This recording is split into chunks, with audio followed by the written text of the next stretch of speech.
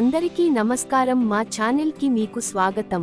మీ మిద్దె తోట లేదా మీ పెరట్లో ఉన్న మొక్కలకు వర్మి కాంపోస్ట్ ఎలా వాడుకోవాలో ఈ వీడియోలో తెలుసుకుందాం.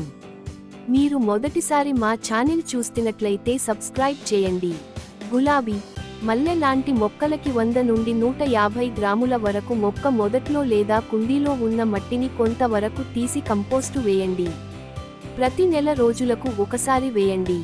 తులసి, కనకాంబరం, చామంతి లాంటి మొక్కలకు 150 గ్రాములు ప్రతి 2 నుండి 3 నెలలకు ఒకసారి వేయండి.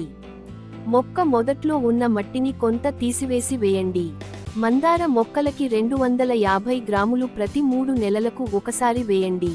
స్నేక్ ప్లాంట్, మనీ ప్లాంట్ లాంటి ఇంటి అందం పెంచడానికి పెంచుకొనే మొక్కలకి వాటి సైజ్ ని బట్టి 100 గ్రాముల నుండి 300 గ్రాముల వరకు వేయండి.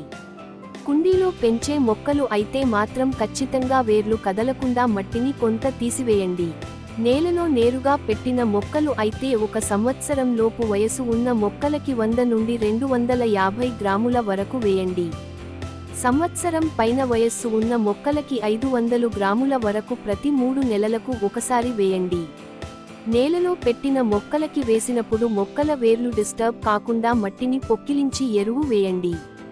వర్మికాంపోస్ట్ తో పాటు జీవన ఎరువులు, పంచగవ్య, ఐఎంఓ, వేపపిండి, జీవామృతం, డీకంపోజర్ లాంటి సేంద్రియ ఎరువులతో కలిపి కూడా వాడుకోవచ్చు.